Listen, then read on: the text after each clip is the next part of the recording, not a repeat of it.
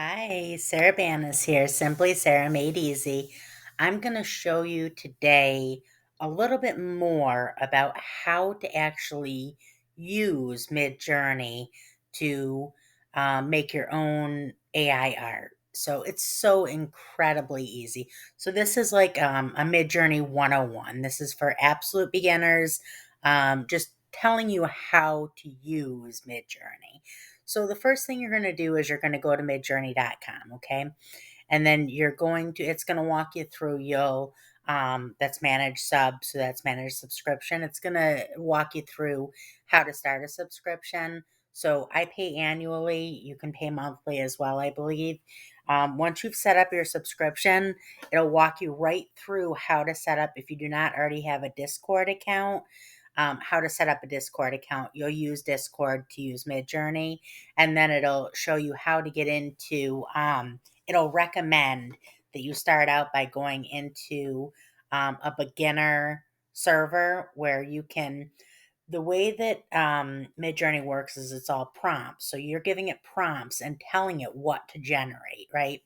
So in the beginner forums, the beginner servers on Discord, you'll kind of get a feel for, you'll see what other people are doing. And it's kind of a neat way to just uh, get some ideas from other people. But the downside to that is that then they also see your prompts. So in AI, the gold, I guess is the best way to put it, is your prompts, right? It's the prompts that you thought up in your head that you're then prompting the system to come up with. So when you come up with really good ones, that's the goal. That's what people want, are those good prompts, because then they can just use those same prompts to generate their own images in a similar genre or fashion. So let's hop over to Discord. Now, let me just say, if this video is of interest to you or helpful, like the video, that helps me out a lot, but also subscribe to my channel. Always coming out with new content, whether it be Cricut, Silhouette, Sublimation, of course, things like this Midjourney, ways to use your machine and materials. So when you're subscribed, you'll get notification the new videos come out. Definitely subscribe. So you can see here, over here, these are all of the different servers that I am in right now. Okay, so what I have then done is I went and I set up my own server, and I'll make another video on how. That's super easy. I'll make another video on how to do that down the line. If anyone's interested, if you're interested, just let me know in the comments below, and I'll make one on how to set up your own server. The benefit to having your own server. So what you do, see this is the Midjourney bot. So that's who you're communicating with on Discord, is the bot. That's who you're giving your prompts, and that's in turn what is generating the images. Okay, so with when you have your own server, so right here, Simply Sarah, that's me, Simply Sarah's server. What I have done is I have taken and put myself essentially into a room by myself with the Midjourney bot, and then I can communicate with the bot without other people seeing it, and in turn seeing my prompt. Um, so that's that. So this is just some that I generated the other day. Show you some of the stuff I've generated. Super, super, super easy. So let's go ahead and let's generate something. This is limited only to your imagination. Uh, Generate any image that you want. So the first thing you do is backslash imagine, enter, and now you're going to put your prompts in. So let's say I want to make another stained glass image, and let's do a square image. So square stained glass, comma, high resolution, comma, let's see, let's do another angel one. Angel in green dress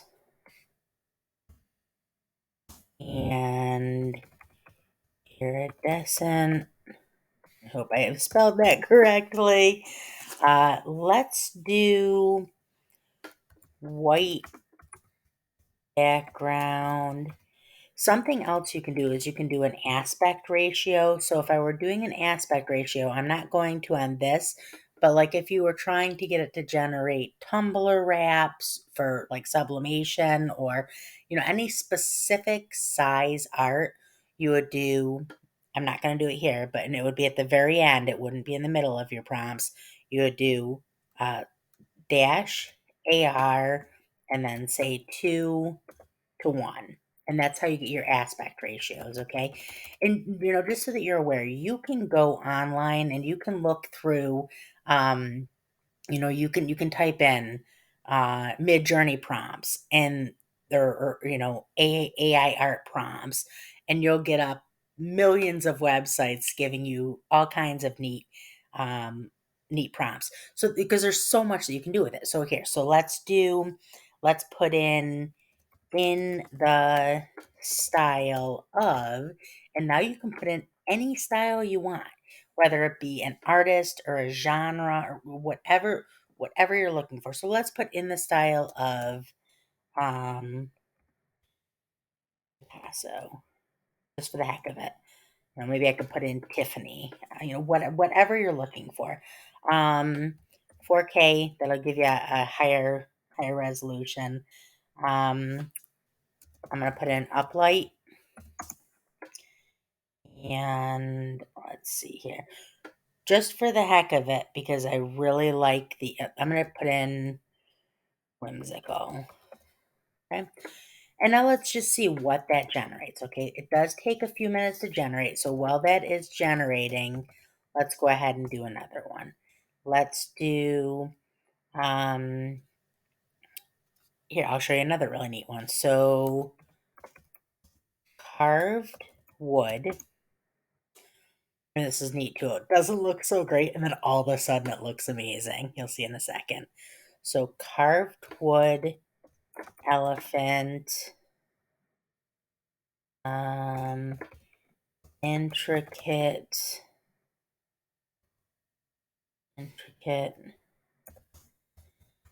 high resolution.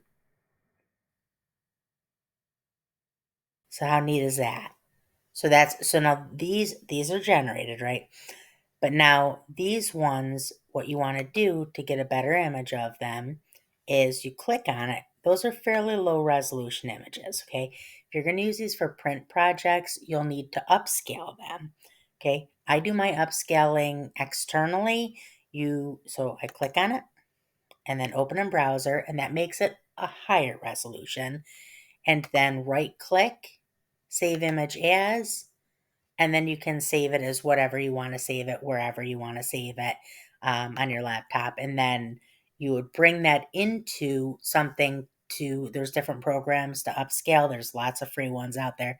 If you type into Google, free program to upscale AI art, a ton will come up.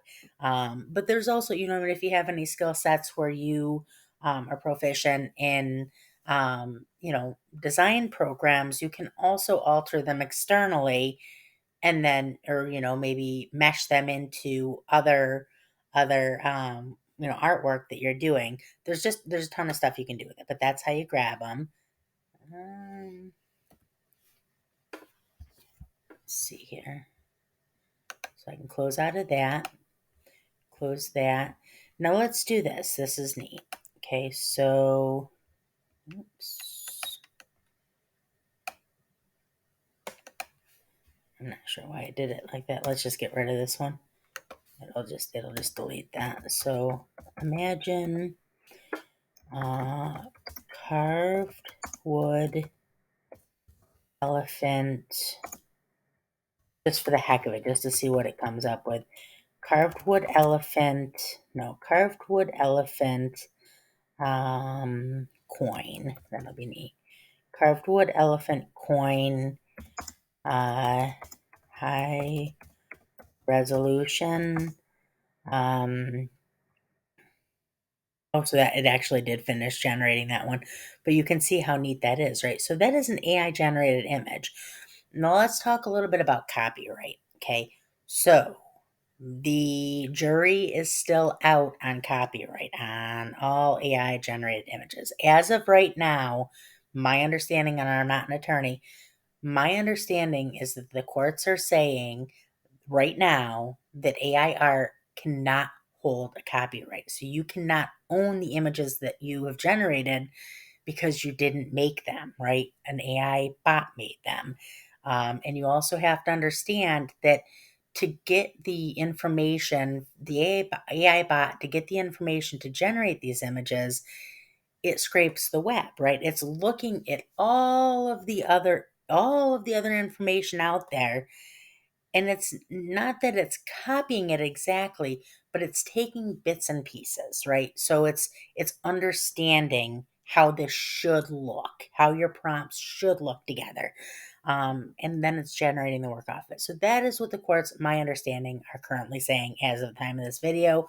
Don't know if that will change down the line. I will assume that as time goes on and, AI becomes more commonly used, that, the courts will start to rule more on who owns what, right? As far as Midjourney goes, Midjourney does say that you own any images that you generate. So, I mean, that's kind of half and half. I don't know. So, but that is the current situation with copyright and intellectual property ownership of AI art.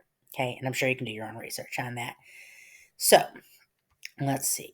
Carved wood, elephant coin, high resolution. Actually, let's do carved ivory. Ivory, elephant coin, high resolution, roses.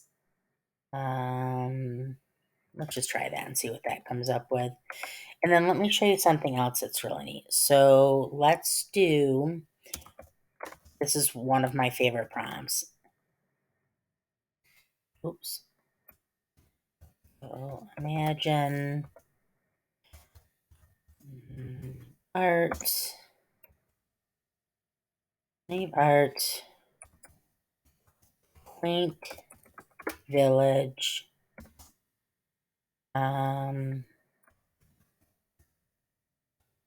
strong, here.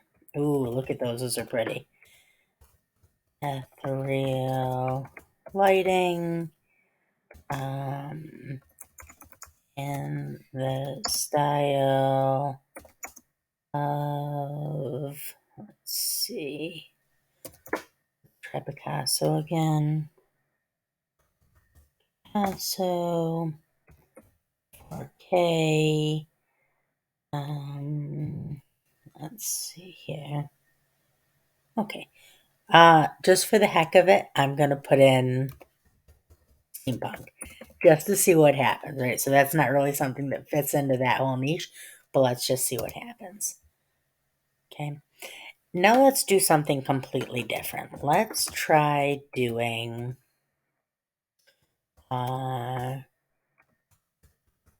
rose garden quilt.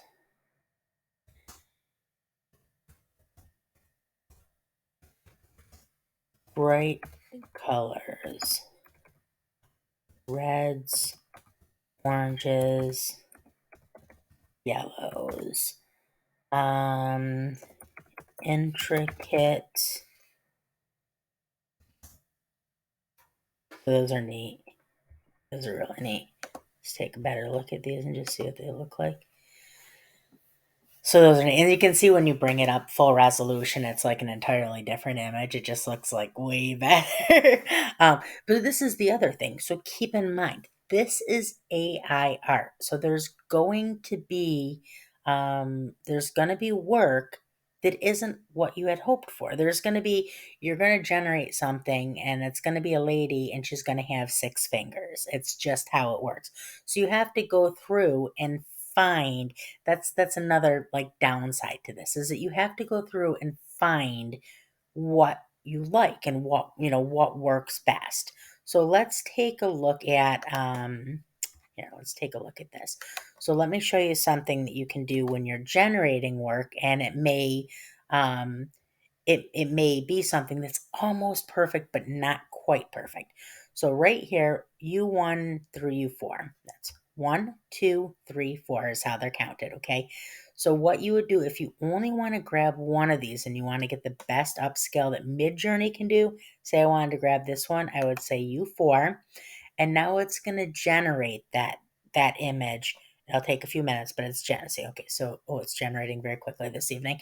So that's going to generate this is a better image on its own.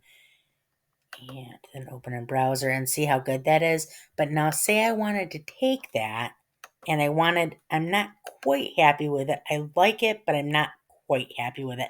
I want to see what else I can do, but stay in that same, area. Then I would go to V4. So again, V1, 1, 2, 3, 4.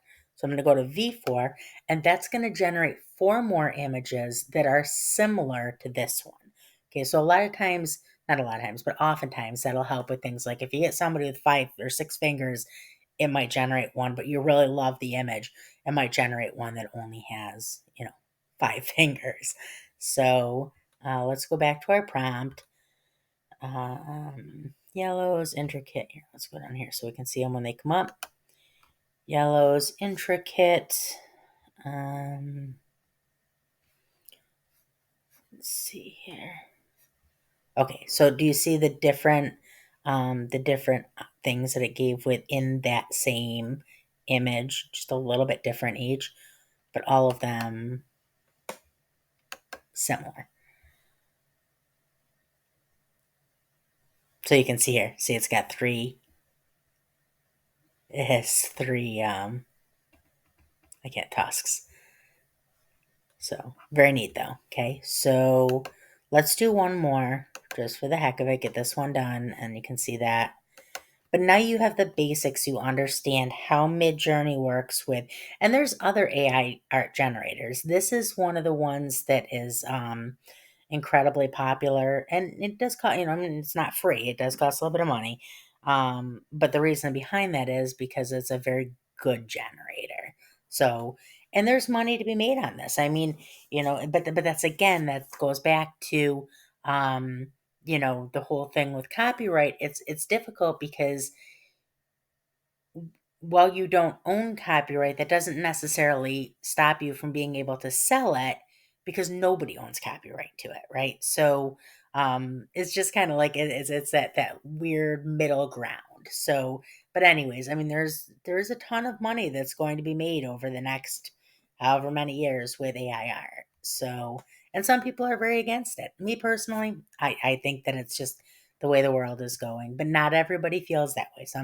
Some people, I mean, that's understandable, right? Some people, especially like artists, some of them are very against it because they don't want their work to be used as inspirational by bot, which is, understandable.